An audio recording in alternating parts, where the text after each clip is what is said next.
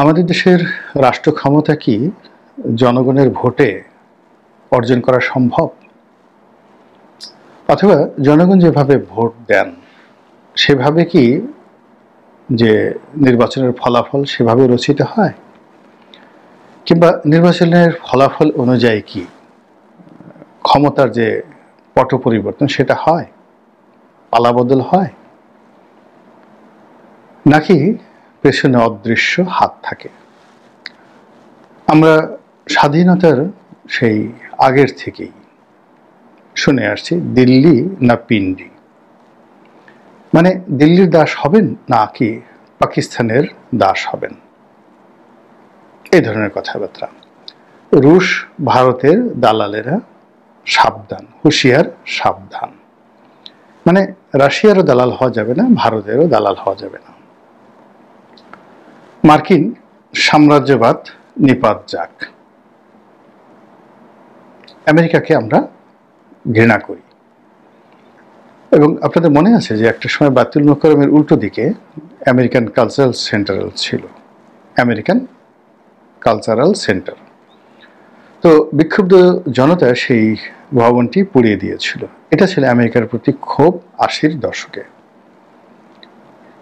যেটা বলছিলাম যে স্বাধীনতার আগ থেকে একেবারে আজ অবধি আমরা সবসময় দেশের বাইরে যে রাষ্ট্রগুলো রয়েছে তাদের সবাইকে আমরা শ্রেণীর শত্রু বানিয়ে ফেলেছি।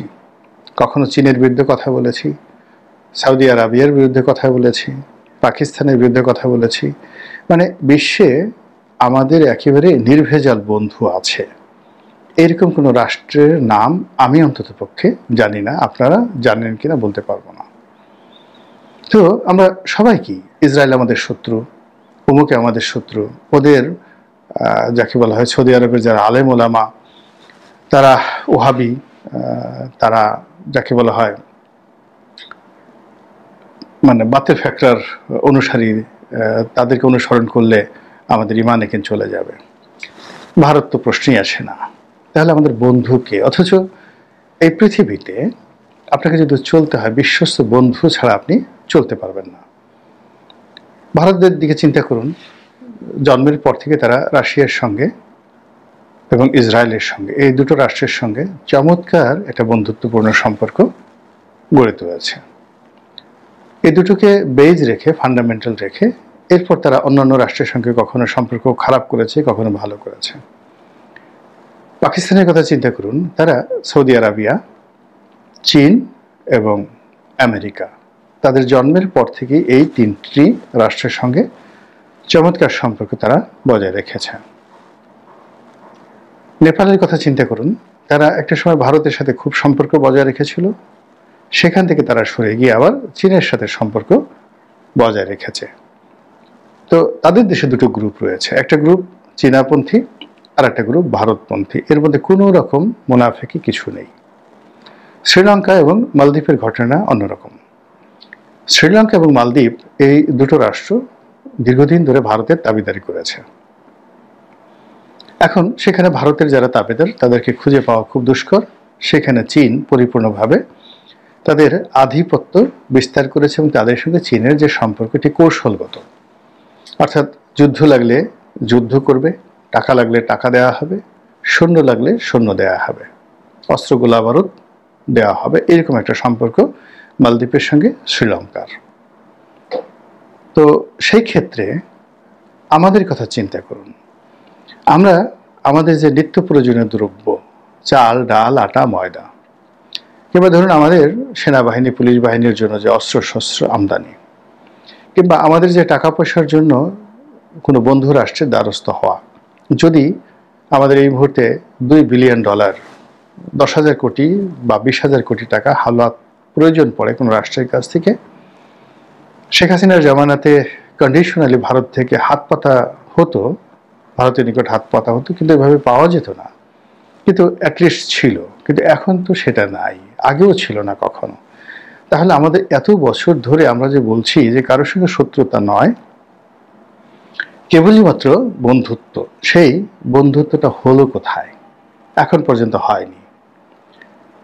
ফলে কি হলো দেখুন, আমাদের বিপদের কিন্তু শেষ নেই।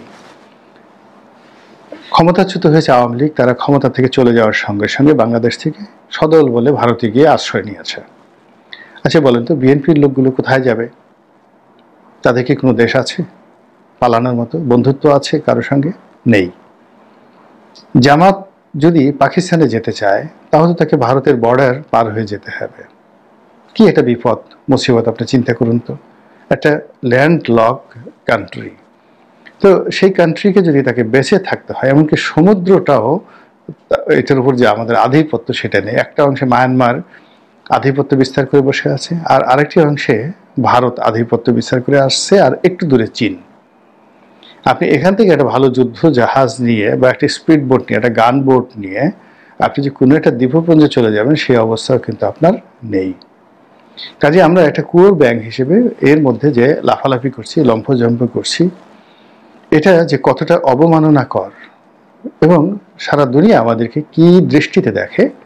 আমাদের যারা প্রবাসী ভাই বোন রয়েছেন বিশ্বের বিভিন্ন দেশে, যারা আমাদের এই পাসপোর্ট নিয়ে ঘোরাফেরা করেন, তারা বুঝতে পারেন যে এই পাসপোর্টের আর এই বাংলাদেশি নামটির কতটা যন্ত্রণা আর কতটা মধুরতা রয়েছে। আজকের খবর হলো, এই ভিডিওটি যেদিন করছি সেটা হলো সংযুক্ত আরব আমিরাত 9টি দেশের ভিসা বন্ধ করে দিয়েছে, তার মধ্যে বাংলাদেশ আছে। তো এই যে ডক্টর মোহাম্মদ ইউনূস ক্ষমতা আসার পরে অনেকগুলো রাষ্ট্রে আমাদের যে ম্যান পাওয়ার এক্সপোর্ট, আমাদের যে ট্যুরিস্ট যাতায়াত, এই পুরো জিনিসগুলো বন্ধ হয়ে গেছে। কি হলো? কি পেলাম? আগামী দিনে আমরা কি পাব? তো এই বিষয়গুলো নিয়ে আলোচনা যে গভীরে যাব, সেই গভীরে যাওয়ার আগে একটা বিষয় আমরা বলে নেই। এর কারণ হলো, আমরা সবসময় নিজেদেরকে ছোট করতে, নিজেদেরকে হেয় করতে আমরা এমন কোনো ল্যাঙ্গুয়েজ বা এমন কোনো শব্দমালা নেই যেটা আমরা ব্যবহার করি না। তো নিজেদেরকে ছোট করতে গিয়ে, প্রতিপক্ষকে ছোট করতে গিয়ে আমরা পুরো দেশ এবং জাতিকে ছোট করে ফেলছি।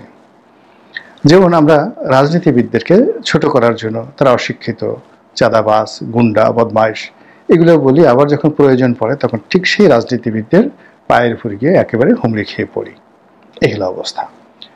তো এই মুহূর্তে যে দেশ চলছে, সেই দেশের মধ্যে যে সকল গুরুত্বপূর্ণ সমস্যা রয়েছে, সেই সমস্যাগুলো আমরা মোকাবেলা না করে আমরা ওই আগের মতো দিল্লি না পিন্ডি এর আদলে নতুন স্লোগান আমরা বের করেছি।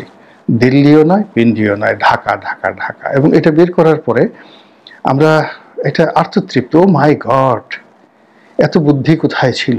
দিল্লিও নয়, পিন্ডিও নয়, ঢাকা ঢাকা ঢাকা, এই কথা আমরা বলতে পারছি। বিরাট আবিষ্কার, সেই আর্কিমিডিসের ইউরেকার মতো, বা সেই আপেক্ষিক তথ্যের মতো, বা ল অফ গ্রাভিটির মতো, মানে নিউটন বা আলবার্ট আইনস্টাইন তারা যে আবিষ্কার করেছিলেন, সেই আবিষ্কারের মতোই আমরা এই ঢাকা না দিল্লি, দিল্লিও নয়, ঢাকাও নয়, পিন্ডি পিন্ডি, বা টেক ব্যাক বাংলাদেশ, এক জালেম গেছে আরেক জালেম আসছে, অথবা চাঁদা পড়ে পল্টনে, চাঁদা যায় লন্ডনে। মানে এরকম একটা অদ্ভুত আবিষ্কার। সেই আবিষ্কার করে আমরা মনে করছি যে না জানি আমরা কত বড় হয়ে গেছি, এবং প্রতিপক্ষের উপরে নানা রকম এই ধরনের ট্যাগ দিয়ে আমরা নিজেদেরকে শ্রেষ্ঠ বিবেচনা করার চেষ্টা করছি। কিন্তু বাস্তবতা হলো যে আমরা এই কাজ করতে করতে অতীতের যে কোনো সময়ের চাইতে নিজেদেরকে নতজানু বানিয়ে ফেলেছি। আওয়ামী লীগ জমানাতে, তার আগে বিএনপির জমানাতে, 1/11-এর সময় আমাদের যে ব্যাকবোন ছিল, আমাদের যে স্বতন্ত্র চিন্তা করার ক্ষমতা ছিল, এমনকি বাংলাদেশের যে পার ক্যাপিটা ইনকাম ছিল, জিডিপির গ্রোথ ছিল, মানুষের স্বপ্ন ছিল, মানুষ যে তার যে সুখানুভূতি, সেই সুখানুভূতিতে তাদের যে প্লাস পয়েন্ট ছিল, সেই প্লাস পয়েন্টগুলো ধীরে ধীরে ধীরে ধীরে কমে যাচ্ছে। আর সেই কমে যাওয়ার কারণে এখন আমরা ডিপ স্টেট থিওরিতে কয়েকদিন খুব নাচানাচি করলাম, আমেরিকার পিছনে খুব ঘুরলাম, তারপরে ব্রিটেনের পিছনে অনেকদিন ঘুরলাম, ইউরোপীয় ইউনিয়নের যারা নেতৃবৃন্দ রয়েছে তাদেরকে যথেষ্ট পাত্তা দিলাম, তারপরে পাকিস্তানের সঙ্গে সরাসরি বিমান চালু হবে, চীনের সঙ্গে আমাদের চিকিৎসার বিনিময় হবে, আমরা বাংলাদেশ থেকে দলে দলে গিয়ে চীনের কুনমিংয়ে গিয়ে চিকিৎসা করে আসবো, এবং ভারতের চেয়ে অনেক অনেক কম দামে চীনের চিকিৎসা করে আসবো। সবগুলো মাঠে মারা যাওয়ার পর এখন আমাদের মধ্যে বিকারগ্রস্ততা দেখা দিয়েছে যে কে ভারতের দালাল। মানে আমরা সবাই সবাইকে ভারতের দালাল বলছি, রয়ের এজেন্ট বলছি, আর প্রতিপক্ষকে রয়ের এজেন্ট বা ভারতের দালাল বলে নিজেরা ভারতের দালাল হওয়ার জন্য ছুটাছুটি করছি। দিল্লিতে যাচ্ছি, কলকাতাতে যাচ্ছি, কিংবা কেউ যদি কলকাতা থেকে দিল্লি থেকে টেলিফোন করেন, আমরা চাতক পাখির মতো তাদের সঙ্গে কথা বলার জন্য, সাক্ষাৎ করার জন্য দরকার হলে যে কোনো বস্তিতে গিয়ে বা যে কোনো স্থানে গিয়ে আমরা রাতের পর রাত, দিনের পর দিন দাঁড়িয়ে থাকতে পারি। এই যে ভারতের প্রতি আনুগত্য করার বা দিল্লির দাসত্ব করার যে একটা মনোবৃত্তি, যারা আগামীতে ক্ষমতায় যেতে চান তাদের সবার মধ্যে জেঁকে বসেছে, এতে কোনো সন্দেহ নাই। দেশের বৃহত্তম রাজনৈতিক দলগুলো এবং সেই সকল রাজনৈতিক দলগুলোর যারা কর্তা ব্যক্তি, এমনকি যারা সোশ্যাল মিডিয়াতে ইনফ্লুয়েন্সার হিসেবে রয়েছেন, তারা পরস্পরকে ভারতের যাকে বলা হয় দোসর, রয়ের এজেন্ট ট্যাগ দেওয়ার যে চেষ্টা করছে, এটা আমাদের সেই শিশুতোষ গল্পের মতো। ধরুন এটা শিশু, বালক, সে নিজে প্রথমে বায়ু ত্যাগ করতো গ্রাম অঞ্চলে। তো বায়ু ত্যাগ করে সে সবাই টের পাওয়ার আগে, এ তো বাতাসের একটা গতি আছে, তো সবাই টের পাওয়ার আগে সে জোরে চিৎকার করে উঠতো, যেই এই কাজ কে করলো, এই কাজ কে করলো। চারিদিকের মানুষের মধ্যে তখন গন্ধ ছুটে গেছে, সবাই নাকে হাত দিচ্ছে। তারপরে শেষে শিশুরা গণনা শুরু করলো, আদা পাদা লবণ সাদা লাল নীল, এরপরের কথাটা আমি আর বলতে পারলাম না। ঘন্টার পর ঘন্টা এই তুমি এই কাজ করছো। তো যাকে বলা হলো সে কান্নাকাটি করে অস্থির, না আমি এই কাজ করিনি। তারপরে আবার নতুন করে গণনা, আদা পাদা লবণ সাদা, তারপরে এই তুমি এই কাজ করেছো, আর একজন, না আমি এই কাজ করিনি। কিন্তু সত্যিকার অর্থে যে কুকর্মটি করেছে সে মুচকি মুচকি হাসছে। এখন এখানেও একই অবস্থা। কে যে ভারতের দালাল, কে যে রয়ের এজেন্ট, আমরা এই মুহূর্তে বলতে পারছি না। আমরা জানি যে ভারতের এজেন্ট, রয়ের এজেন্ট বা ভারতের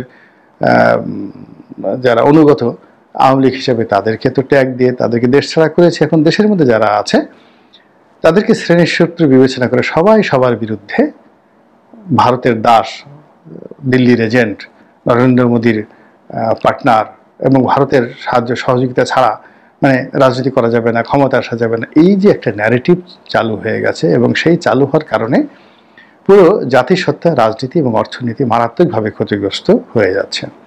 যে সকল লোক গত 8-10 বছর ধরে ক্রমাগতভাবে ভারতের বিরুদ্ধে কথা বলছে, যেমন পিনাকি বলছে, এখন পিনাকি বলার পরেও এখন অনেকে বলছে না, পিনাকি হলো অতি উচ্চ মার্গের ভারতীয় রয়ের এজেন্ট। কিভাবে? ওই যে ভারতের যিনি নিরাপত্তা উপদেষ্টা অজিত দোভাল, তো সেই অজিত দোভালের প্রসঙ্গ টানতে গিয়ে একজন বলার চেষ্টা করছে যে তিনি তো প্রায় 15 বছর পাকিস্তানে ছিলেন এবং ইসলাম ধর্ম গ্রহণ করে মসজিদে তিনি দিনরাত থাকতেন, তাবলিগে থাকতেন, এবং সে কথা তিনি স্বীকার করেছেন। এবং ভারতীয় রয়ের এজেন্ট কীরকম, অজিত দোভাল বলছিলেন যে তিনি একটি মসজিদে ছিলেন বসে বসে, তিনি তখন জুনিয়র রয়ের এজেন্ট। তো এমন সময় দেখা গেল ওই মসজিদে বিরাট এক আলেম আসলেন। তো বিরাট এক আলেম আসলেন, কেতাদুরস্ত, হাজার হাজার ভক্ত মুরিদান তার কদমবসি করছে। তো অজিত দোভালও সেই মসজিদে ছিলেন, তিনিও গেলেন, তাকে কদমবসি করলেন। তো তার সাথে কথা বললেন। কথা বলার পর সেই আলেম বললেন যে বাবা তুমি আমার খাস কামরা, আমার সঙ্গে একটু দেখা করো।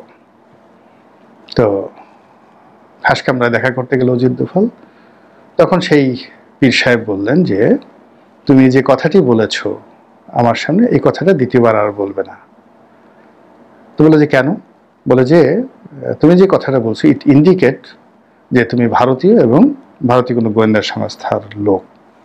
তো অজিত দোভাল বললেন যে আমার এই কথা শোনার সঙ্গে সঙ্গে সারা শরীর ভয়ে আতঙ্কে থর থর করে কেঁপে উঠল এবং ওই পীর সাহেব বুঝতে পারলেন যে আমি ভয় পাচ্ছি। তখন তিনি বললেন তুমি ভয় পেও না, আমিও রয়ের এজেন্ট, তোমার এই ত্রুটিটা আমি দেখতে পেরেছি, আর সব ঠিক আছে, বাকিটা তুমি ঠিক করে নাও। তো চিন্তা করুন যে পাকিস্তানের অভ্যন্তরে মসজিদের মধ্যে যেভাবে র ঢুকে গিয়েছে এবং অজিত দোভালের মতো মানুষ যেখানে 15 বছর দায়িত্ব পালন করেছে, তো সেখানে যদি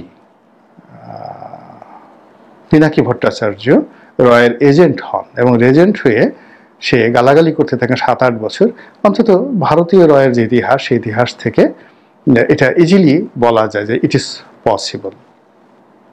অথবা আরো অনেক কিছু, মানে পাকিস্তানে তারা যে গোয়েন্দাগিরি করছে সেটার সঙ্গে যদি তুলনা করেন তাহলে বাংলাদেশে আরো অনেক কিছু করা সম্ভব। তো এই জিনিসগুলো শেখ হাসিনার জমানাতে আমরা এইভাবে সন্দেহ করিনি, কিন্তু যখন মানুষ পরস্পরকে সমাজে সন্দেহ করে, সন্দেহের মধ্যে বিষাক্ত কোনো জিনিস আর নেই, এই বিষ যখন ছড়িয়ে পড়ে তখন পুরো সমাজ বিষাক্ত হয়ে যায়। এখন আমরা সবাই সবাইকে সন্দেহ করছি যে ভারতের এজেন্ট। 2 নম্বরে যেটা হচ্ছে যে আমাদের যারা ক্ষমতায় যাবে তাদের মধ্যে একটা মানে বিশ্বাস জন্ম নিয়েছে যে ভারত না চাইলে এখানে কোনো কিছুই হবে না, কাজেই ভারতকে তোয়াজ করতে হবে, তদবির করতে হবে। মানুষের যে সাধারণ জনমত রয়েছে সেই জনমত মানে পাওয়ার জন্য ভারতকে গালাগালি করা হবে, এটা ভারতও জানে এবং ভারত এটা অ্যালাউ করে। তো ভারতকে গালাগালি করা হলো, কিন্তু তলে তলে ভারতের সঙ্গে সম্পর্ক রেখে তারপরে শেষে ভারতের স্বার্থগুলো সংরক্ষণ করা হলো। তো এই কাজগুলো আমাদের দেশের এখন যারা ক্ষমতালোভী মানুষজন রয়েছেন তারা যেভাবে চেষ্টা করছেন তাতে করে মনে হচ্ছে যে অতীতে আমরা যেভাবে লেন্দুব দর্জির কথা শুনতাম, অতীতে আমরা যেভাবে সিকিমের ভয় পেতাম, নতুন প্রেক্ষাপটে হয়তো আমাদের সে আতঙ্ক আরো বহুগুণে বেড়ে গেছে। মহান